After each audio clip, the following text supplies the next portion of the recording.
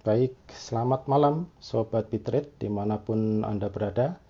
Semoga semua dalam keadaan sehat ya. Jumpa lagi bersama saya, Ivan Rosanova, di program Live IG Bitalk, di mana hari ini saya nggak sendirian.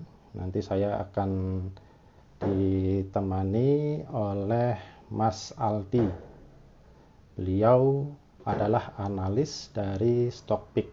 Nah, apa itu Stockpick, kemudian siapa itu Mas Aldi, nanti kita akan berkenalan lebih jauh bersama beliau ya. Kita akan sembari menunggu Mas Aldi untuk bergabung bersama kita.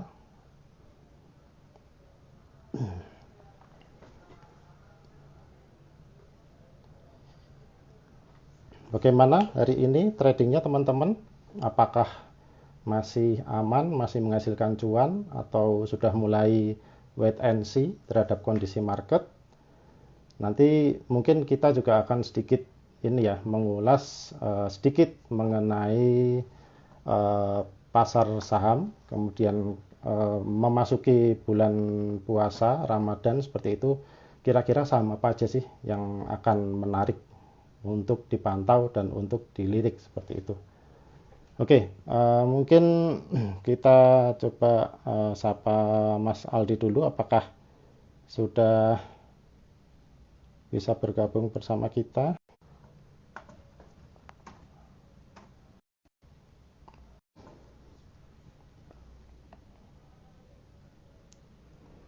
Oh, sorry, maaf, mungkin barusan ada sedikit gangguan koneksi.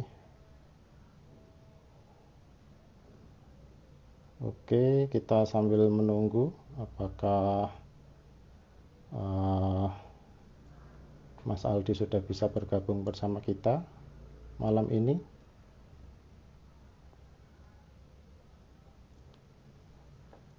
Oke, ya, sepertinya sudah sama kita, Mas Aldi.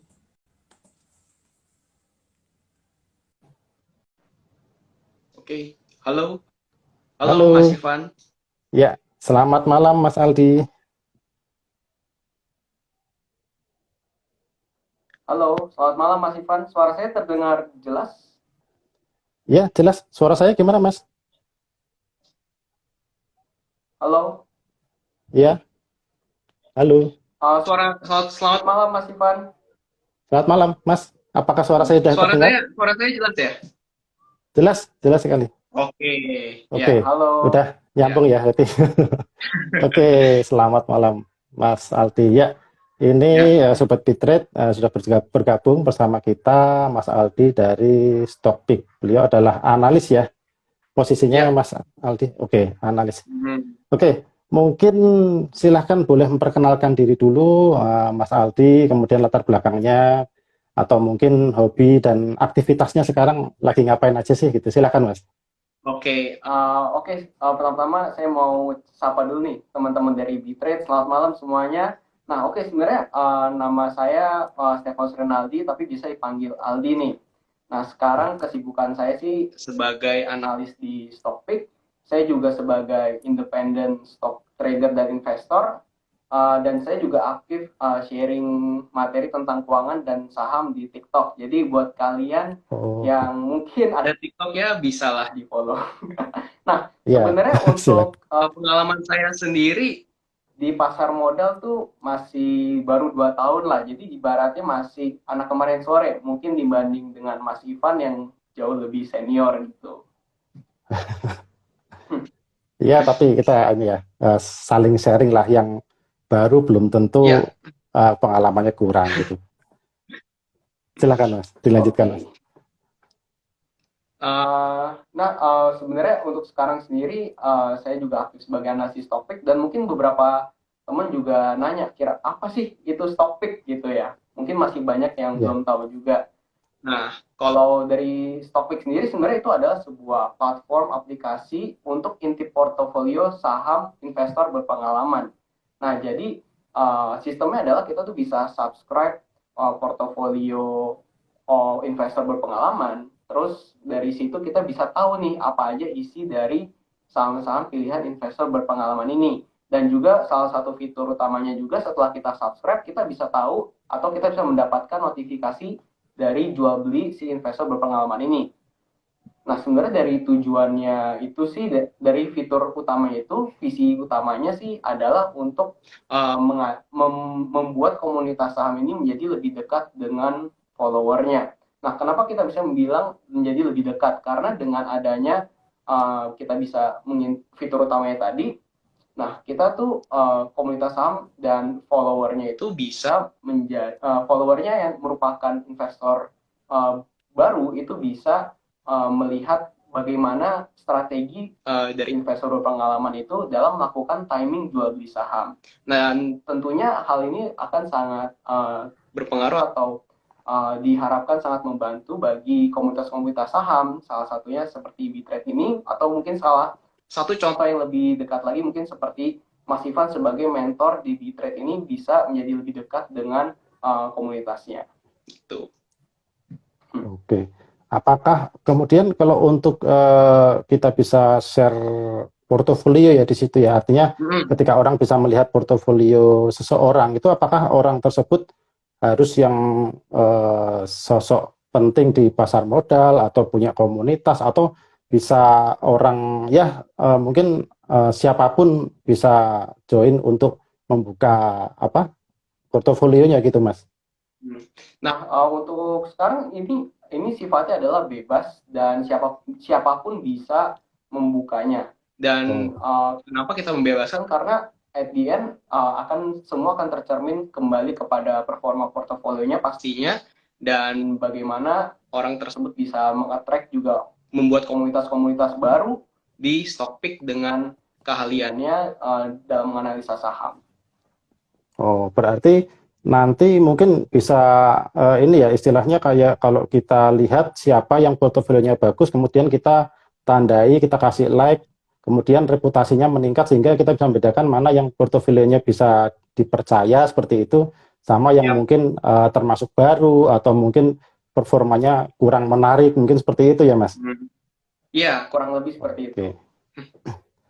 Nah, kemudian apakah Stockpick ini apakah berangkat dari keresahan istilahnya ya, ketika banyak orang share saham, misalnya kan kayak di influencer lah, di Instagram katakan bilang buy saham ini saya udah punya gitu, tapi kan orang mungkin ketinggalan sahamnya udah naik, dia udah punya, orang follower baru beli gitu. Apakah ini kemudian akan memang berangkat dari keresahan itu sehingga Stockpick hadir untuk menunjukkan portofolio orang-orang yang memang istilahnya sebagai influencer, mungkin nanti di lingkup Stockpick seperti itu, sehingga orang bisa tahu secara real time seketika pas orang itu beli sahamnya gitu Mas.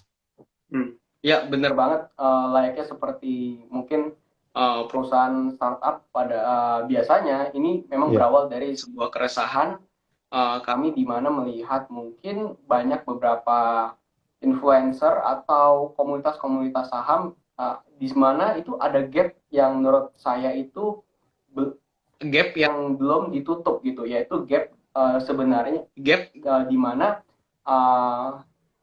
mereka ini tidak bisa secara langsung melihat timing jual belinya investor berpengalaman atau ibaratnya adalah sebuah influencer atau ketua dari komunitas di saham tersebut gitu.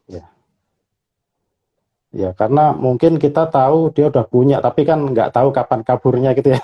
Iya, kan itu banyak juga yang kejadian ya Mas.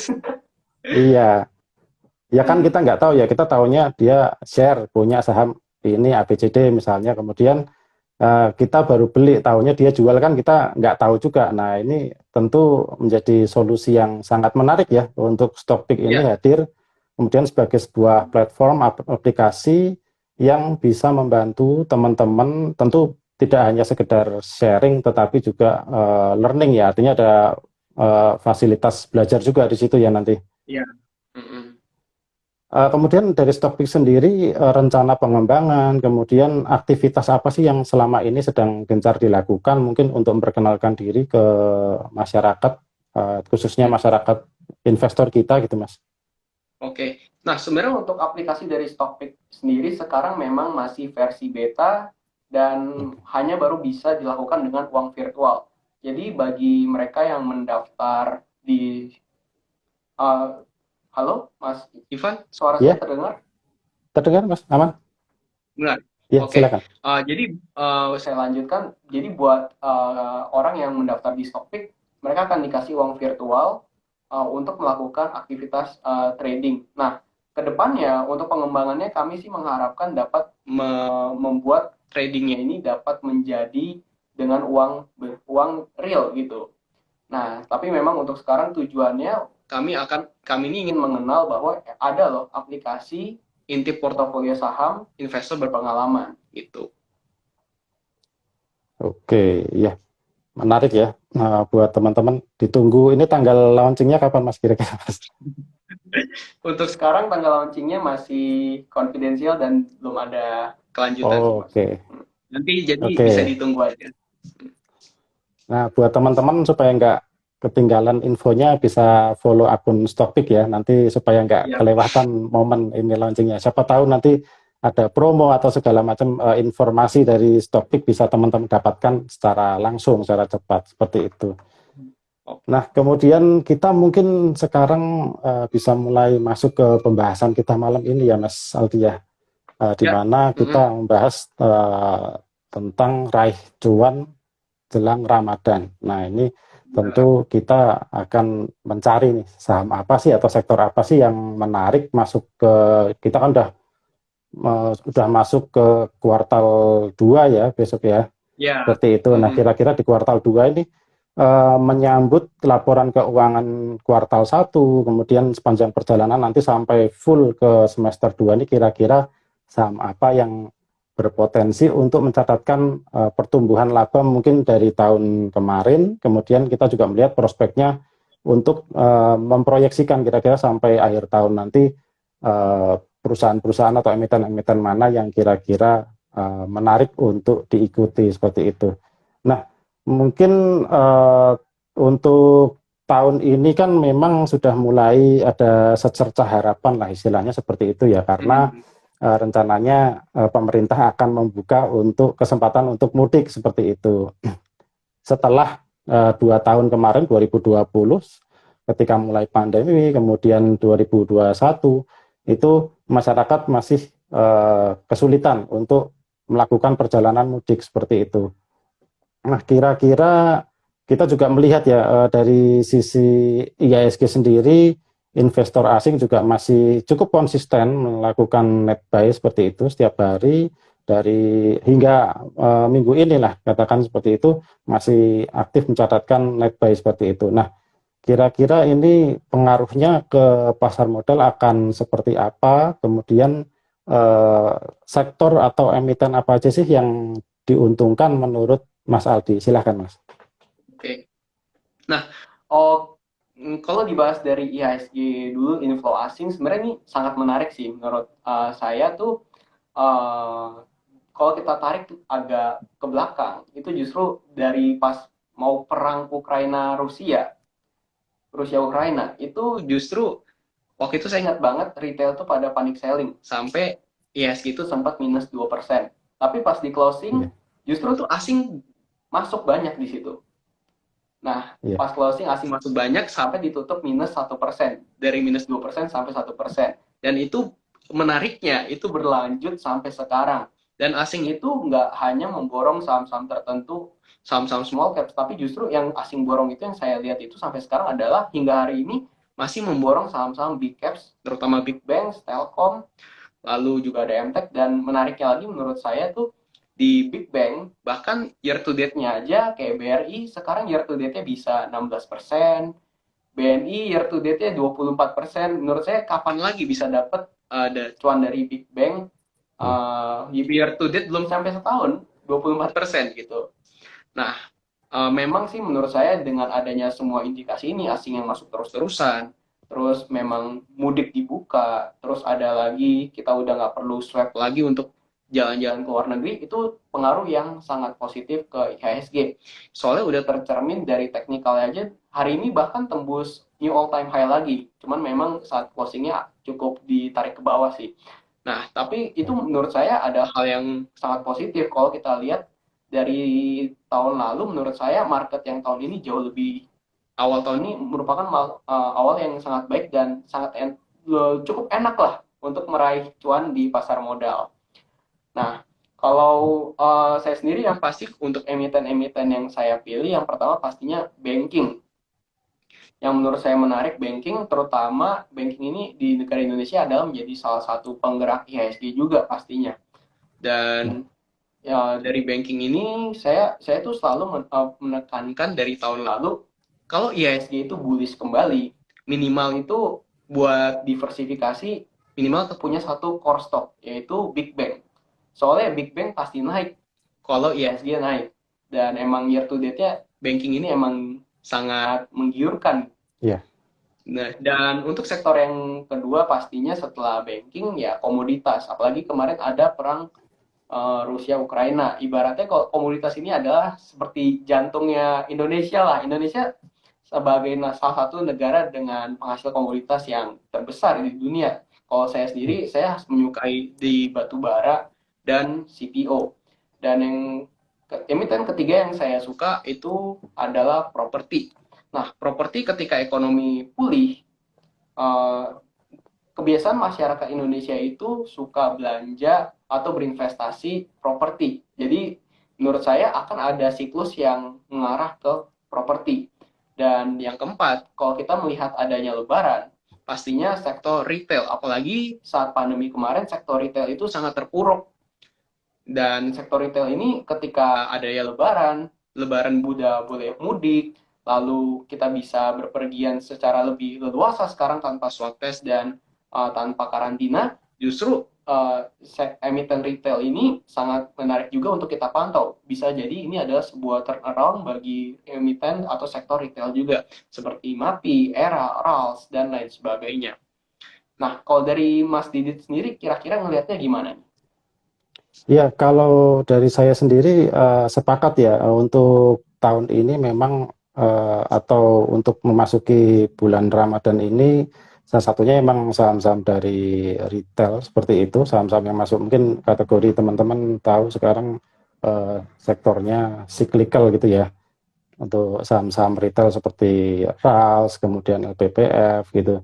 Kemudian juga untuk sektor energi, kemudian komoditas juga seperti batu bara, kemudian juga gas, kemudian minyak bumi itu saat ini juga masih sangat prospek, sangat menarik juga untuk dicermati karena kondisi kan juga masih belum cukup stabil seperti itu. Kita masih melihat mungkin mengantisipasi juga terjadinya gejolak-gejolak antara Rusia dan Ukraina, kemudian mungkin berkembangnya kondisi situasi ke depan kan kita nggak tahu. Yang pasti kan memang saat ini antara permintaan di tengah pemulihan ekonomi ini, kemudian juga kondisi pasokan yang masih kurang stabil, sehingga ada potensi menjadi sentimen yang menggerakkan harga komoditas itu sendiri menguat, yang akan berdampak pada naiknya harga-harga saham seperti batu bara, kemudian juga di tengah permintaan juga terhadap CPO ya yang juga masih sangat tinggi seperti itu.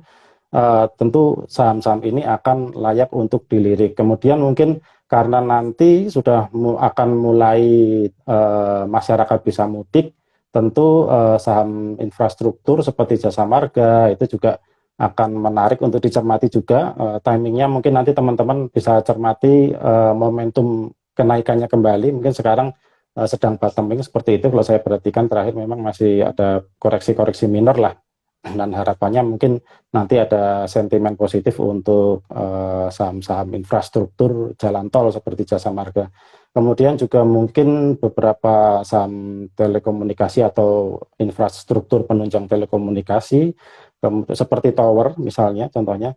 Kemudian juga mungkin dari saham-saham dari sektor transportasi mungkin menarik juga untuk dicermati karena juga kebutuhan transportasi, pengiriman pasokan dan lain sebagainya ini tentu masih akan berpotensi ya, tahun ini masih punya prospek yang sangat baik di tengah pemulihan dan arus perpindahan barang yang semakin ramai seperti itu.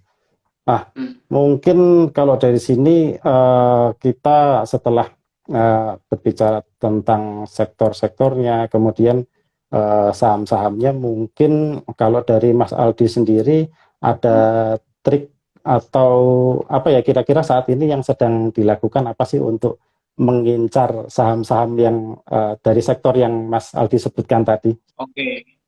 Nah, kalau banking menurut saya sih untuk Big Bang sekarang bukan, bisa bilang bukan titik yang tepat lagi untuk entry menurut saya dari Big Bang karena naiknya udah cukup signifikan.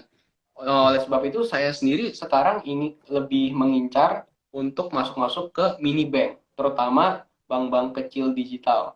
Yang menurut saya kemarin itu saat terjadinya perang Rusia Ukraina itu juga menjadi sebuah sentimen yang buruk bagi digital banks dan membuat harganya pada hancur. Dan menurut saya justru sekarang ini adalah saat yang menarik juga ketika perang udah semakin meredah dan kalau kita lihat juga Big Bang-nya udah harganya udah naik cukup signifikan, menurut saya ini ada waktu yang menarik untuk melirik lagi nih, melirik lagi untuk mini bank-nya atau bank-bank kecil, terutama bank-bank digital juga. Nah, kalau dari bank digital itu yang menarik lagi sekarang ini Goto mau IPO. Menurut saya itu juga bisa menjadi salah satu sentimen yang positif buat perusahaan-perusahaan teknologi terutama bank-bank digital juga. Nah, terus kalau dari sektor komoditas memang saat ini sektor komoditas ini udah naik cukup tinggi nih kalau kita lihat kemarin dan sekarang lagi cukup volatile. Kalau saya sendiri untuk komoditas memang sekarang ini lagi menghindari terlebih dahulu. Kecuali menurut saya kalau bagi teman-teman yang emang udah dapat harga yang bottom, harga yang bawah banget kemarin itu mungkin akan sangat menarik untuk di hold sektor komoditas apalagi bagi perusahaan-perusahaan yang bagi dividennya tinggi nih seperti batu bara, seperti TMG, Adaro. Kalau kalian dapat harga yang bottom, menurut saya itu masih layak untuk di hold. Tapi untuk trading di harga sekarang menurut saya risikonya udah cukup besar. Terus selanjutnya untuk properti menurut saya ini justru juga masih menarik mas.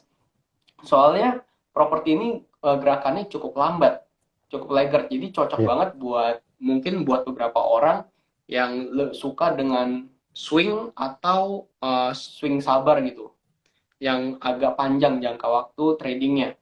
Terus untuk retail seperti yang sebelumnya saya bilang itu juga menjadi salah satu untuk sekarang masih menjadi titik entry yang masih cukup baik. Seperti Era dan Ralph menurut saya ini masih merupakan salah satu titik yang baik apabila entry. Tapi disclaimer juga ya teman-teman ini bukan ajakan untuk Ya. membeli. Nah, kalau dari saya sendiri sukanya sih sebenarnya Era karena dari Era valuasinya menurut saya masih menarik dan secara teknikal dia juga masih belum terlalu bergerak dan laggard gitu. Oke. Ya, Kalau untuk dari saham. Mas Ivan gimana? Iya, kalau saham properti sendiri saya juga mencermati ya Mas Aldi ya. Di Hmm, waktu itu kalau nggak salah ketika mulai sektor-sektor lain mulai recovery, rebound dari tekanan jual ketika pandemi 2020 itu, kemudian memang sektor properti ini masih terkoreksi dan bottoming gitu ya. Tetapi kalau nggak hmm, salah ingat saya waktu itu tuh sekitar mungkin 3 bulan ya setelah sektor lain itu mengalami kenaikan, baru saham properti naik. Nah ini ya, kemungkinan siklusnya juga akan berulang seperti itu, di mana ya, kita lihat memang banyak saham-saham properti, kemudian juga saham konstruksi, terutama mungkin konstruksi BUMN ya yang bisa teman-teman perhatikan ini memang sedang bottoming setelah titik terendah kemarin. Ini lagi retest lah istilahnya, lagi mencoba menguji mendekati level tersebut. Ketika memang permintaan meningkat, tentu nanti akan mulai fase kenaikan berikutnya dari saham-saham properti dan juga konstruksi. Jadi ya memang membutuhkan kesabaran lah kalau untuk saham-saham properti ini, tetapi memang cukup memberikan tawaran keuntungan yang cukup menarik lah nanti ketika memang hmm, terjadi rally ya di saham-saham ya, properti dan juga konstruksi seperti itu. Kemudian juga untuk saham banking, saham-saham bank kecil seperti bank-bank yang masuk ke industri digital gitu, mungkin beberapa juga kita bisa perhatikan hari ini tadi menguat seperti BVIC ya, Bank Victoria Ya. mulai menguat, mungkin nanti saham-saham yang lain yang kecil-kecil menyusul, biasanya kayak kalau saya ingat tuh kayak BGTG dan lain sebagainya, mungkin Ya. namanya cukup banyak seperti itu ya, itu mungkin Ya. juga bisa teman-teman perhatikan, tentu dengan porsi yang ideal ya, artinya untuk Hmm. masuk saham, mungkin teman-teman yang memang lebih konservatif masuknya ke saham-saham big caps, banking big caps, kemudian untuk masuk ke saham-saham yang tiny cap seperti ini, seperti BVIC dan sebagainya, ini tentu dengan modal yang harus dibatasi supaya secara resikonya masih dapat terkendali seperti itu. Ya, benar Nah, banget. ya, kemudian juga mungkin untuk sektor mining sendiri memang beberapa hari ini mengikuti fluktuasinya IHSG gitu dan juga volatilitas yang tinggi karena setelah kenaikan yang agresif kemudian mengalami koreksi juga yang cukup dalam juga, maka sekarang ini memang posisinya lebih kepada posisi trading lah kalau untuk saham energi ini memang karena risiko juga masih cukup tinggi sehingga teman-teman juga untuk saham energi ini perlu diwaspadai juga untuk level stop loss-nya untuk trading, target juga harus ditetapkan sehingga yang penting inilah disiplin aja lah untuk tradingnya ya. Ya. Jadi target price-nya di mana, take profit-nya, kemudian stop loss-nya di mana, harus lebih disiplin karena volatilitasnya cukup tinggi dan untuk melindungi posisi modal juga seperti itu. Nah, ini ada pertanyaan menarik juga ya terkait mungkin CPO tadi ya, kemudian terkait untuk saham-saham konsumer. Harga minyak goreng mahal begini, apakah nantinya akan berpengaruh ke saham-saham konsumer? Gimana Mas Aldi? Kalau saya pribadi melihat ada kaitannya seperti harga bahan CPO, harga bahan baku dasar gandum ini terhadap saham konsumer ini emang kurang menarik atau negatif lah. Soalnya bisa dilihat dari harga-harga kenaikan CPO kemarin dan harga apalagi terutama menurut saya gandum. Kalau untuk consumer goods itu kemarin terutama yang cukup berpengaruh itu harga kenaikan gandum.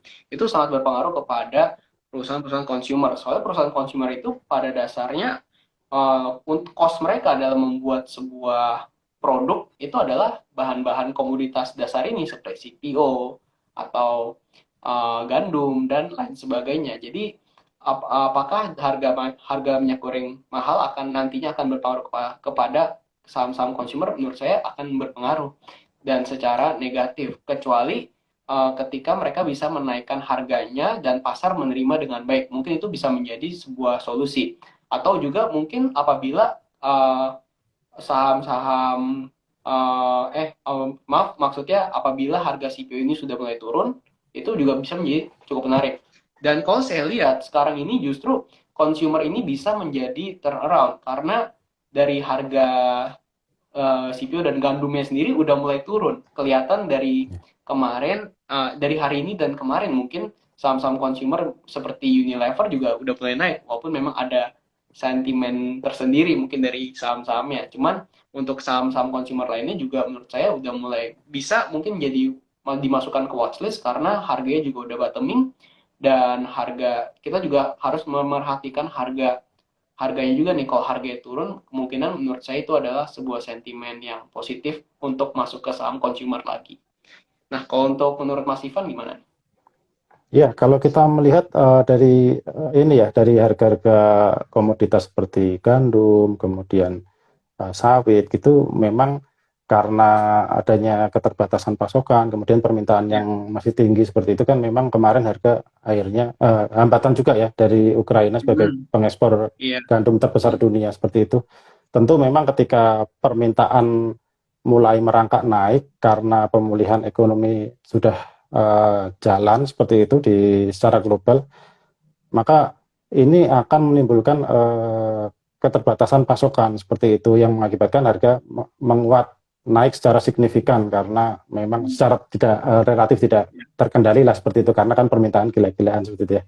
Nah, tapi untuk memasuki saat ini ketika mulai ada perundingan, pembicaraan damai, kemudian mulai dibuka lagi jalur ekspor, tentu nanti akan menemukan harga keseimbangan yang baru ya untuk harga-harga komoditas seperti itu, sehingga memang untuk saham-saham komoditas non cyclical sendiri seperti mungkin Unilever, kita juga sudah lihat kemarin mulai menggeliat, mulai bangkit, kemudian mungkin nanti Indofood, ICBP dan lain sebagainya juga ada potensi ya untuk bisa mulai diperhatikan. Ini mungkin masa-masa yang menarik untuk mulai cicil beli seperti itu. Tapi Ya. tentu semua kembali kepada teman-teman juga untuk jangan lupa menganalisis sendiri kira-kira cocoknya masuk di harga berapa seperti itu dan strategi pembeliannya seperti apa, karena masing-masing kan akan berbeda ya untuk strategi pembeliannya.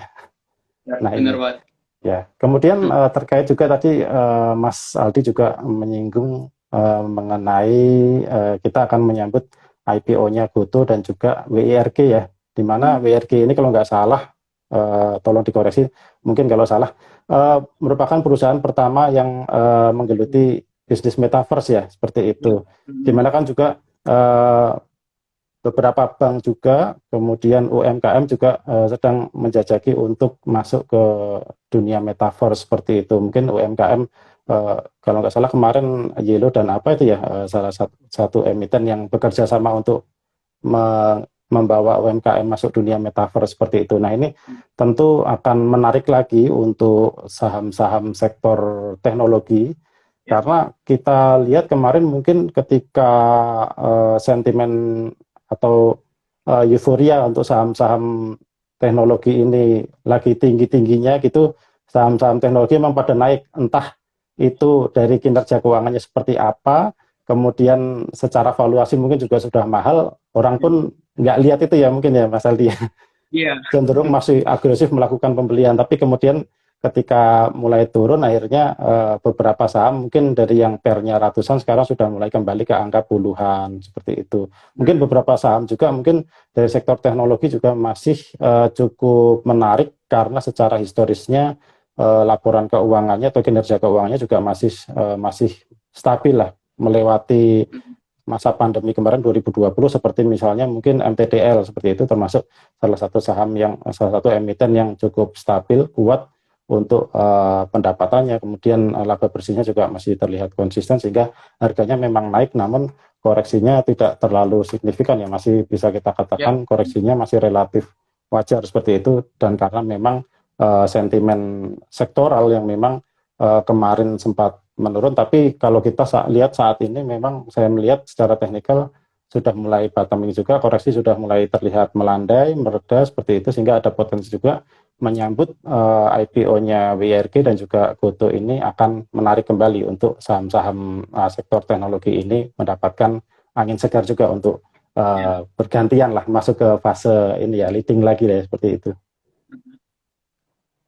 Nah, oke, mungkin selanjutnya ini kita kalau bicara saat ini melihat IHSG yang kelihatannya kok seminggu ini kok naik turun nih, kira-kira dari Mas Aldi sendiri ada saran apa nih buat teman-teman yang join di live IG kita malam hari ini? Silahkan Mas. Oke. Nah, kalau dari IHSG memang menurut saya walaupun menyentuh all time high, tapi volatilitasnya lagi tinggi banget. Ya. Memang lagi tinggi banget, dan mungkin beberapa kali trading juga banyak yang kena prank atau kena, ibaratnya kayak kena ya di PHP-in market lah gitu. Nah, kalau dari saya sendiri sih untuk tipsnya ya tetap sih, menurut saya kalau kondisi market kayak gini, kadang kita tuh harus lebih disiplin untuk disiplin cut loss, untuk disiplin mengikuti trading plan kita. Kalau emang udah waktunya take profit ya take profit, waktunya memasang trailing stop ya pasang trailing stop, waktunya cut loss pasang cut loss. Kecuali tujuan kita untuk invest. Nah, kadang ini banyak juga beberapa trader atau investor yang mereka tuh justru nggak tahu mereka nih beli saham ini karena apa, tujuannya apa. Menurut saya itu adalah hal yang paling penting. Dan yang paling penting juga jangan mikirin cuannya aja. Tapi justru menurut saya kalau kita mau beli saham itu yang harus dipikirin pertama berani rugi berapanya. Soalnya kalau kita ngomongin cuannya doang, pasti orang juga maunya cuannya sebanyak-banyak ya. Cuman kalau mikirin ruginya pasti maunya sedikit-dikitnya gitu. Nah, jadi kalau di kondisi market kayak gini memang kita tuh menurut saya ya intinya harus lebih disiplin aja dalam melakukan trading plan atau investing plan gitu. Oke. Nah, ini tadi juga kita mungkin membicarakan saham-saham yang menarik ini kita masih belum singgung soal saham Woi, ayam-ayam Mas poultry ya. Nah, iya kira-kira iya. menarik nggak ini kalau untuk poultry? Karena kalau saya sendiri melihat mulai sebelum puasa ini ya kemarin beberapa hari ini mungkin di beberapa supermarket mulai panjang antrian orang belanja untuk kebutuhan bulan puasa ya bulan Ramadan ini ya untuk tentunya kayak kalau yang nggak sempet masak kalau pagi kan praktisnya goreng nugget lah istilahnya seperti itu. Nah ini tentu Iya. ada ada dampak positifnya nggak sih untuk sektor poultry saat ini gitu? Kalau menurut Mas Aldi gimana? Nah, menurut saya ini juga merupakan salah satu sentimen yang positif ya buat emiten poultry.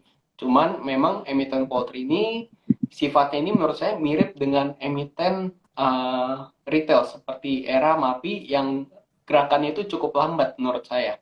Tapi Iya, justru buat kalian yang suka dengan baik lagi ya buat kalian yang emang cocok untuk saham-saham yang lebih slow atau lebih lambat untuk swing jangka menengah atau jangka yang agak panjang menurut saya ini cukup menarik untuk entry terutama kalau kita lihat dari harganya sendiri nih menurut saya sih udah bottoming dari segi valuasi juga udah cukup murah terutama kalau kita lihat tuh dari tahun lalu cukup tertekan iya. dari sektor poultry ini jadi bisa kalau saya sih mungkin bisa dimasukkan ke watchlist karena balik lagi kalau kita trading itu kita juga biasanya follow the trend. Kita ngikutin sekarang trennya lagi apa dan menurut saya ini juga salah satu sebuah peluang di mana kita nih trennya mau lebaran di mana perusahaan ayam-ayaman ini akan diuntungkan karena sebagian besar orang pasti akan berkumpul dengan keluarganya dan memasak ayam-ayaman itu Iya. terutama di bulan puasa dan Ramadan ya. Ada pilihan emiten tertentu Mas di antara yang ada di bursa kita? Oke. Nah, kalau untuk poultry, saya sih suka sama Java. Kalau saya pribadi, personal saya suka dengan Java dari teknikalnya oke, dan dari segi fundamentalnya saya juga paling menyukai Java ini.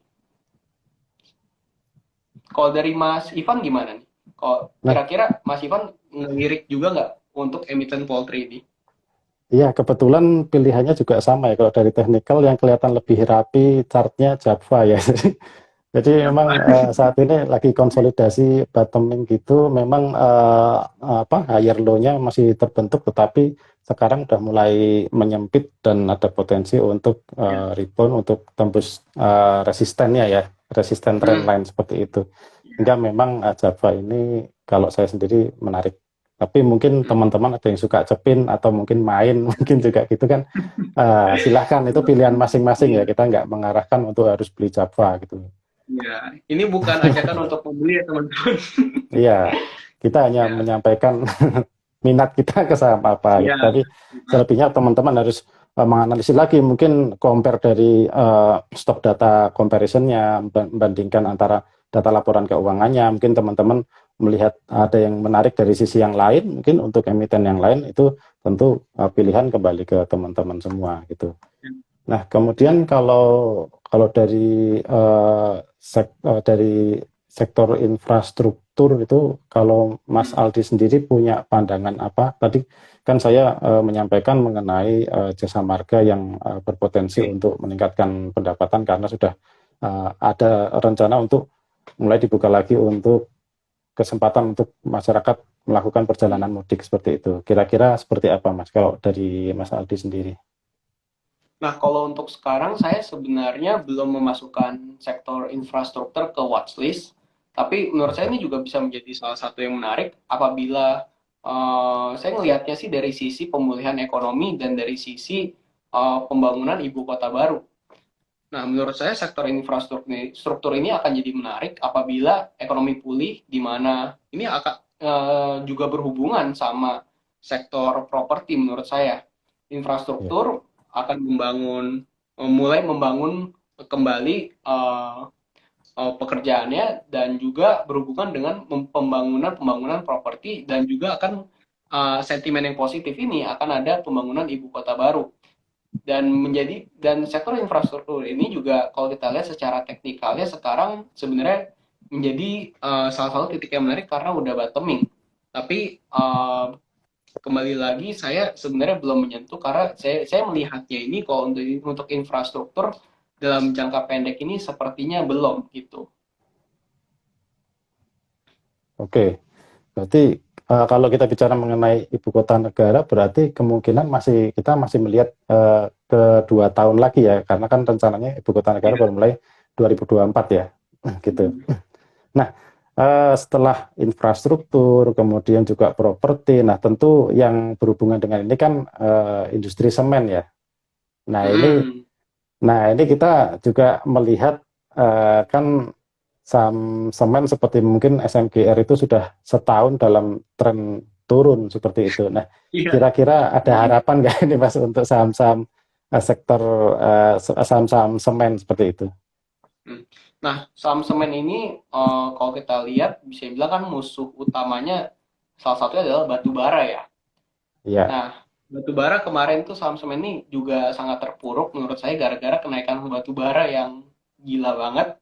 Terus juga ini membuat sentimen yang sangat jelek buat saham semen. Tapi kalau kita lihat sekarang justru dari saham semen sendiri dan dari harga batu baranya sendiri itu udah mulai menurun atau mulai lebih stabil.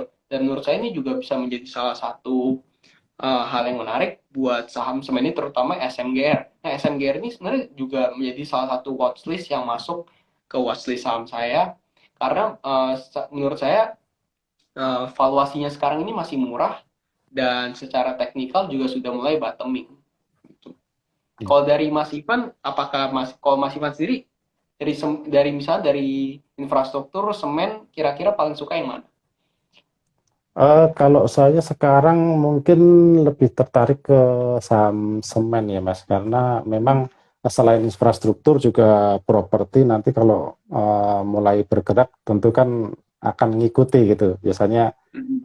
seirama juga. Nah ini memang mungkin nasibnya saham semen ini karena terkait juga dengan batu bara juga sama seperti saham konsumer ya, yang terkait juga dengan saham gandum seperti itu yang tertekan karena Ya. harga harga bahan bakunya atau bahan bakar untuk aktivitas produksinya juga naik seperti itu.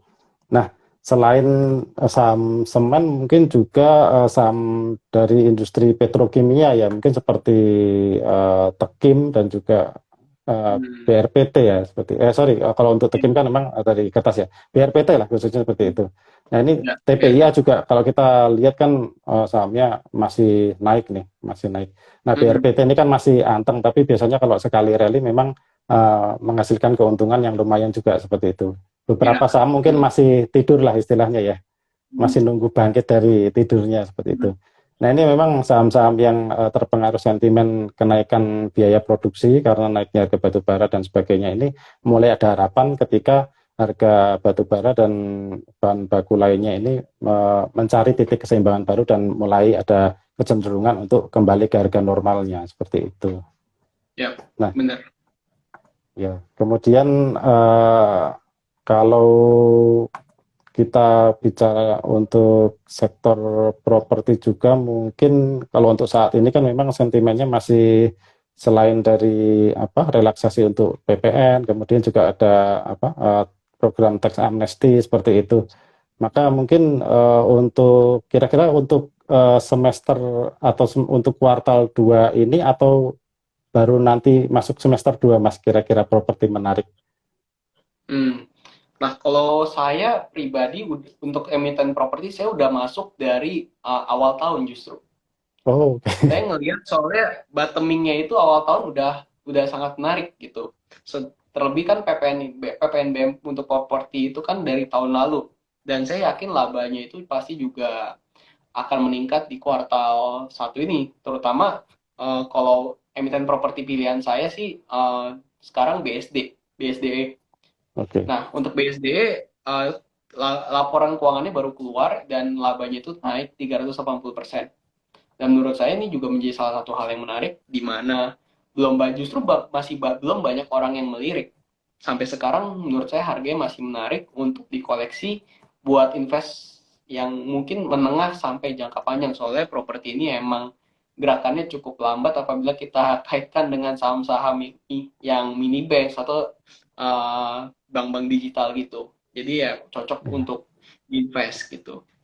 Kalau dari Mas Ivan gimana? Kira apakah properti udah menarik kalau dari sisi Mas Ivan?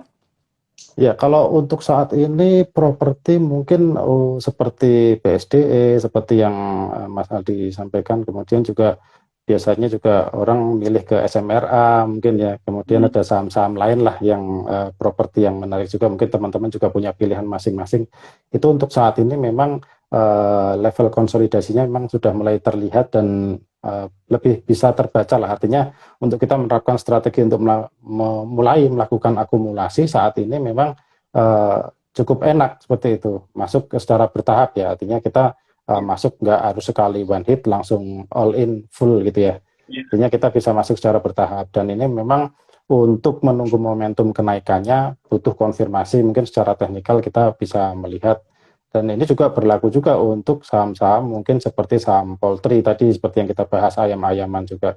Mungkin kita juga untuk masuk ke saham poultry juga untuk pilihan investasi mungkin memang kalau bagi saya sendiri mungkin masih kurang menarik ya, mungkin lebih kepada posisi jangka pendek lah, melihat momen-momen yang secara siklikal gitu, ada masa-masa tertentu yang mana sentimennya positif untuk saham-saham seperti ini gitu. Jadi untuk saham-saham yang seperti ini memang teman-teman perlu memperhatikan kira-kira di level pergerakan harganya seperti apa. Ketika mulai bergerak cukup stabil, cukup bisa terbaca, dari sisi risikonya juga mulai terlihat terbatas karena kita melihat ada bottoming, kemudian lihat ada support, kita bisa tahu, kita bisa menentukan level pembatasan risikonya di mana, kemudian untuk akumulasinya kita bisa atur rentang harganya seperti itu. Nah, ini memang menarik ya untuk saham-saham yang sudah kita bahas tadi sama Mas Aldi, sangat menarik untuk pilihan-pilihan sahamnya. Mudah-mudahan juga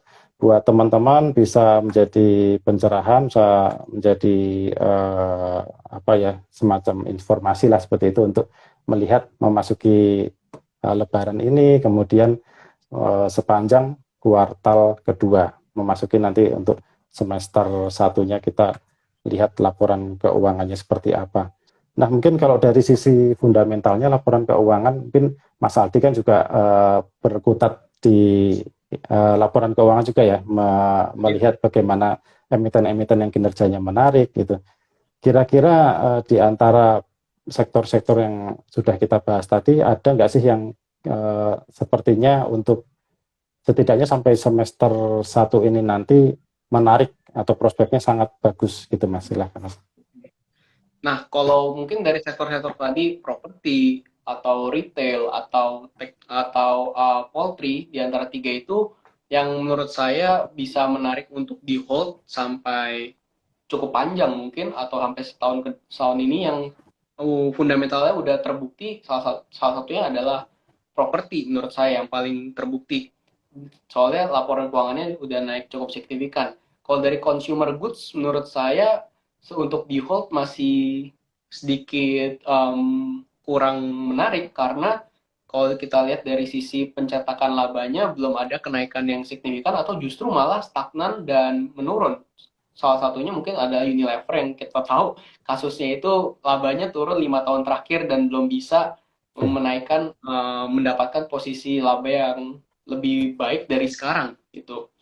Nah, kalau untuk sektor ayam-ayaman juga, saya juga masih belum melihat ada kemungkinan kenaikan laba yang bukti kenaikan laba yang signifikan. Jadi menurut saya masih hanya mengikuti trading dengan sentimen aja, follow the trend gitu. Nah, kalau dari Mas Ivan, kira-kira apa sentimennya, apa emiten yang Mas Ivan mungkin menarik untuk di hold agak panjang itu?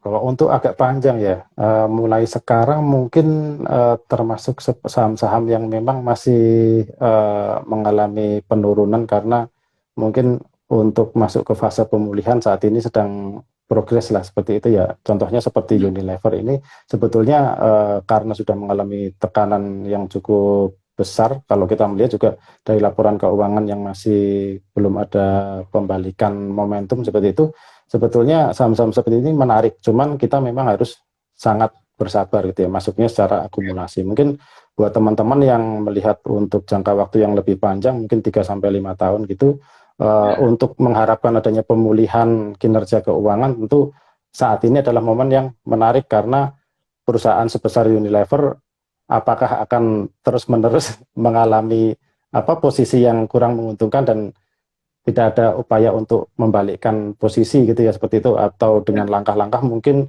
secara inovasi bisnis dan lain sebagainya. Tentu karena sektor atau bidang bisnisnya ini di kebutuhan kita sehari-hari, maka kesempatannya sangat besar seperti itu ya, sehingga harapan tentu ke depannya sangat besar untuk mengalami pemulihan kondisi keuangan seperti itu.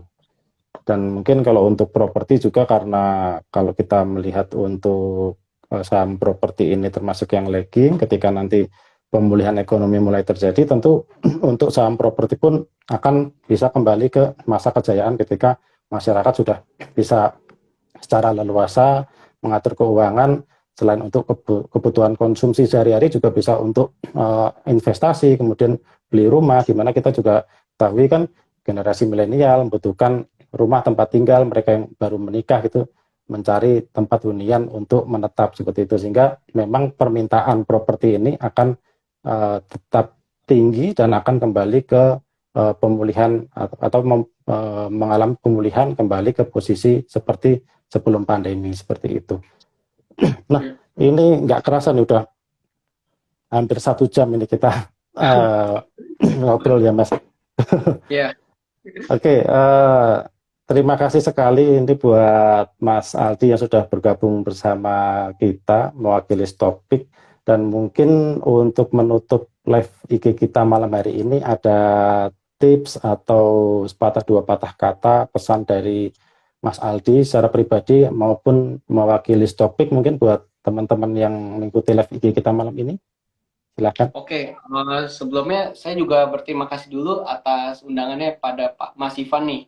Nah, kalau untuk mungkin closing statement ya dari saya sebenarnya simple aja sih. Kalau kita trading sebenarnya kadang tuh kebanyakan kita untuk trading tuh terlalu banyak mikir, terlalu banyak analisa, justru malah jadi menurut saya jadi kurang tepat. Jadi sebenarnya kalau untuk sekarang ya kita trading menurut saya just follow the trend. Balik lagi just follow the trend. Kita ikutin trennya apa sekarang, kita filter emitennya, terus kita pilih satu sahamnya.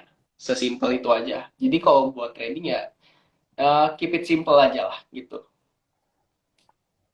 Oke, kami juga mengucapkan terima kasih karena Mas Aldi mewakili Stockpick juga sudah bersedia untuk bergabung sama kita untuk sharing, berbagi informasi, berbagi juga pengalamannya seperti itu ya. Oke, mungkin dengan demikian kita bisa mengakhiri live IG kita malam hari ini. Kita akan ketemu lagi pada kesempatan berikutnya minggu depan. Seperti itu, teman-teman tetap jaga kesehatan. Buat teman-teman yang beragama Muslim, selamat bersiap untuk menyambut bulan suci Ramadan. Selamat untuk bersiap menjalankan ibadah puasa. Semoga semuanya dilancarkan dan mendapat berkah semua bagi kita ya. Seperti itu. Ya. Oke, terima kasih sekali lagi Mas Aldi. Sehat dan sukses selalu. Sampai jumpa lagi, Mas. Sampai jumpa, Mas. Thank you.